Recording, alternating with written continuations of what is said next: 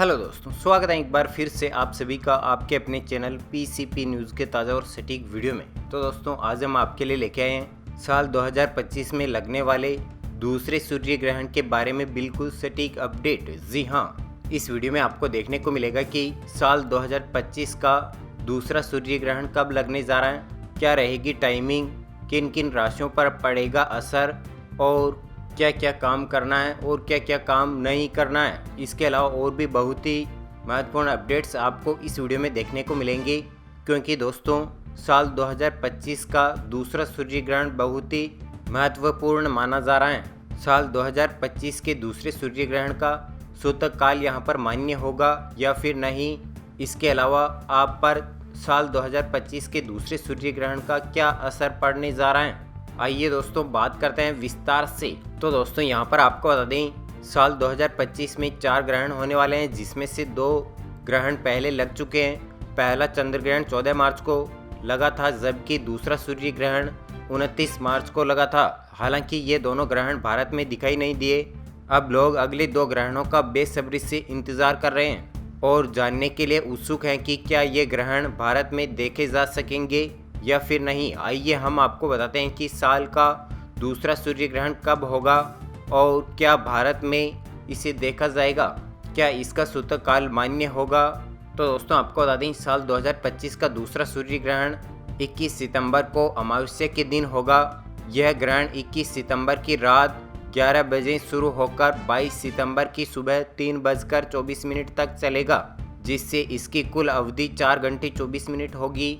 क्या साल 2025 का दूसरा सूर्य ग्रहण भारत में दिखाई देगा? जानकारी के अनुसार पहले ग्रहण की तरह दूसरा सूर्य ग्रहण भी भारत में दिखाई नहीं देगा। यह ग्रहण ऑस्ट्रेलिया, अंटार्कटिका, प्रशांत महासागर और अटलांटिक महासागर के कुछ हिस्सों में दिखाई देगा। बात करते हैं सूर्य ग्रहण क्या है, तो आपको बता दें, यह वह समय है जब सूर्य, चंद्रमा और पृथ्वी सभी एक पंक्ति में होते हैं, जिसमें चंद्रमा सूर्य और पृथ्वी के बीच में आ जाता है और इसलिए पृथ्वी पर छाया डालता है। इसके परिणाम स्वरूप सूर्य का आंशिक या पूर्ण ग्रहण होता है। इस घटना को सूर्य ग्रहण कहा जाता है। आपके अपने जीवन में कभी न कभी ऐसी चेतावनी अवश्य सुनी होगी। यह संभव है कि आप उन लोगों में से एक हो जो भी आपको बताया जाता है उसकी सख्ती से पालन करते हैं, या आप उन स्वतंत्र विचारों वाले लोगों में से एक हैं जो इन विचारों को पुरानी कहानियों के रूप में खारिज कर देते हैं। लेकिन इन विचारों के पीछे सच्चाई क्या है, क्या यह मिथक है या इसका कोई वैज्ञानिक आधार है, आइए जानते हैं। सूर्य ग्रहण तथ्य या मिथक। तो दोस्तों आपको बता दें, सूर्य ग्रहण के संबंध में आपके सामने आए कुछ सबसे अहम सुझाव, आइए एक एक करके देखते हैं कि यह तथ्य है या फिर मिथक है। तो दोस्तों आपको बता दें, सूर्य ग्रहण से पहले और बाद में स्नान करें आंशिक रूप से सत्य हैं। तो दोस्तों आपको बता दें, गर्भवती महिलाओं को सूर्य ग्रहण के बाद ठंडे पानी से स्नान करने की सलाह दी जाती है। ऐसा उन्हें सूक्ष्म जीवों के विकास के किसी भी हानिकारक प्रभाव से बचने के लिए किया जाता है। ठंडा पानी वेगस तंत्रिका को उत्तेजित करने में मदद करता है, जो विश्राम और पाचन तंत्र या पैरासिम्पथेटिक तंत्रिका तंत्र के लिए जिम्मेदार हैं। इस प्रकार यह पाचन में मदद करता है और मन और शरीर दोनों को आराम देने में मदद करता है। ग्रहण से कम 2 घंटे पहले करें भोजन। यह बात दोस्तों सत्य है। इसके कुछ कारण हैं। सूर्य की नीली और पराबैंगनी किरणें प्राकृतिक कीटाणुनाशक के रूप में काम करती हैं। ऐसा होता है कि सूर्य ग्रहण के दौरान उनकी तीव्रता और तरंग दैर्ध्य अन्य दिनों की समान नहीं होती हैं।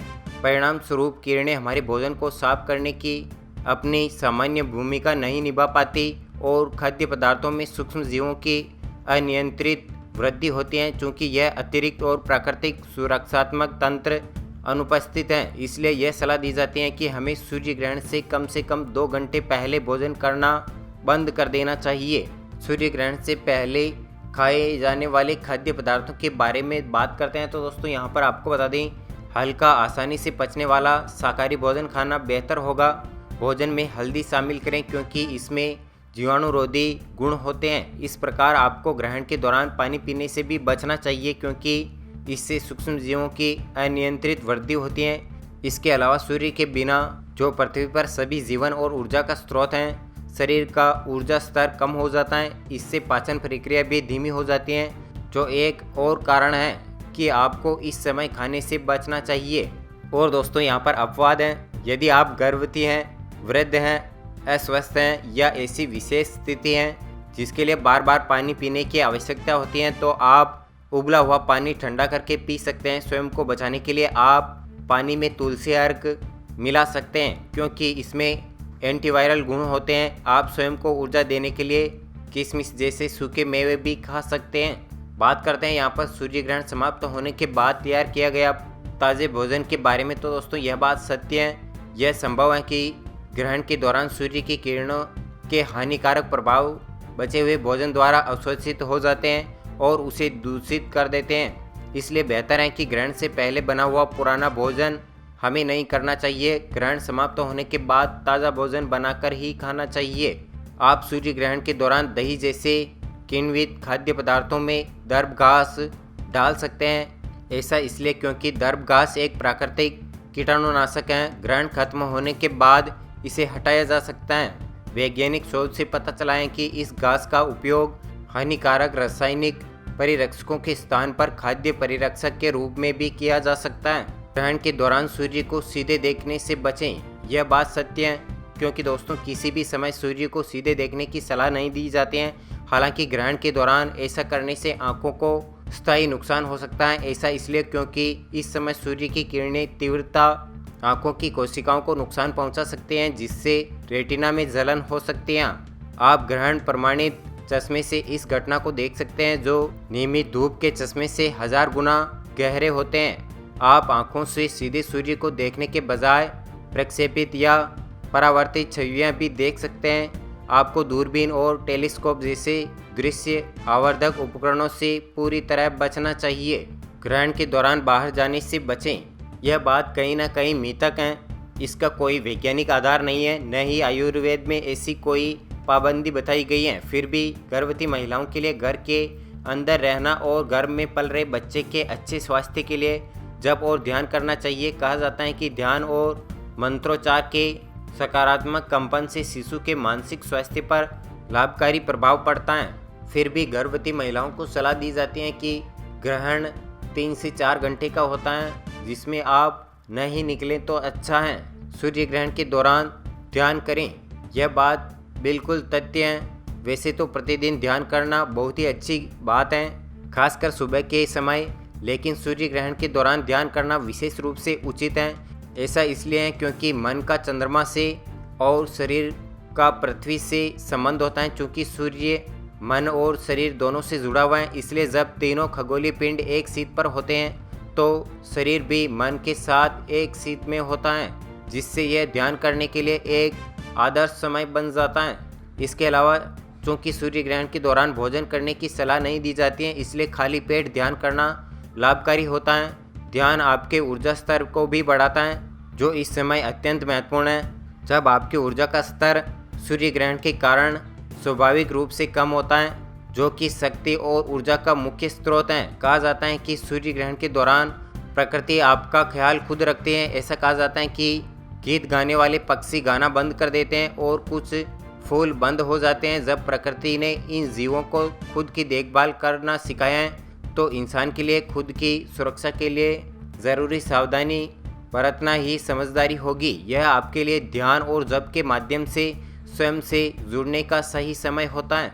इसके अलावा दोस्तों यहाँ पर बात कर लेते हैं किन किन राशियों पर असर पड़ेगा। तो दोस्तों आपको बता दें, यहाँ पर पहली राशि मिथुन राशि है और मिथुन राशि के जातकों के लिए यह सूर्य ग्रहण कैसा रहेगा। तो दोस्तों आपको बता दें, आर्थिक लाभ के संकेत हैं। पुराने निवेश से अच्छा रिटर्न मिलेगा। कारोबारियों को नए अवसर मिलेंगे। नौकरी पेशा को पदोन्नति व सराहना मिल सकती है। इसी के साथ यहाँ पर बात करते हैं धनु राशि के बारे में। तो दोस्तों आपको बता दें, लंबित कार्य पूरे होंगे, व्यापार में बढ़ोतरी होगी, नई चीज़ें सीखने और रिश्तों में स्थिरता का समय रहेगा। चुनौती से सफलतापूर्वक निपटेंगे। और यहाँ पर बात करते हैं अगली राशि की। तो यहाँ पर अगली राशि मकर राशि है। मकर राशि के जातकों के लिए संपत्ति विवाद सुलझ सकते हैं। आर्थिक स्थिति मजबूत होगी। नौकरी व करियर में अच्छे अवसर मिलेंगे। समाज में प्रतिष्ठा बढ़ेगी। सूर्य ग्रहण कहाँ दिखेगा। तो दोस्तों आपको बता दें, Bermuda, Barbados, Denmark, Germany, France, Hungary, Ireland, Morocco, Greenland, Canada का पूर्वी भाग, लिथुआनिया, ऑस्ट्रेलिया, बेल्जियम, उत्तरी ब्राज़ील, फिनलैंड, हॉलैंड, पुर्तगाल, उत्तरी रूस, Spain, Norway, Ukraine, Switzerland, Suriname, Sweden, Poland, पुर्तगाल, इंग्लैंड और अमेरिका के पूर्वी क्षेत्र में यह सूर्य ग्रहण नज़र आएगा। तो दोस्तों यह थी आपके लिए साल 2025 में लगने वाले दूसरे सूर्य ग्रहण के बारे में बिल्कुल सटीक अपडेट, जिसमें आपको एक एक करके बता दिया गया है कि 2025 का दूसरा सूर्य ग्रहण कब लगेगा, किन किन राशियों पर असर पड़ेगा, सूर्य ग्रहण के समय हमें क्या क्या काम करने चाहिए और क्या क्या काम नहीं करने चाहिए। और यहाँ पर बात करते हैं साल 2025 के दूसरे सूर्य ग्रहण के बारे में कि इसका सूतककाल भारत में मान्य होगा या फिर नहीं। तो दोस्तों आपको बता दें साल 2025 का दूसरा सूर्य ग्रहण भारत में नज़र नहीं आएगा, जिसके चलते इसका सूतककाल भारत में मान्य नहीं रहेगा। ओके फ्रेंड्स, मिलते हैं अगले ताज़ा और सटीक वीडियो के साथ। तब तक के लिए थैंक यू, टेक केयर। ओम नमः शिवाय, ओम सूर्य देवाय नमः।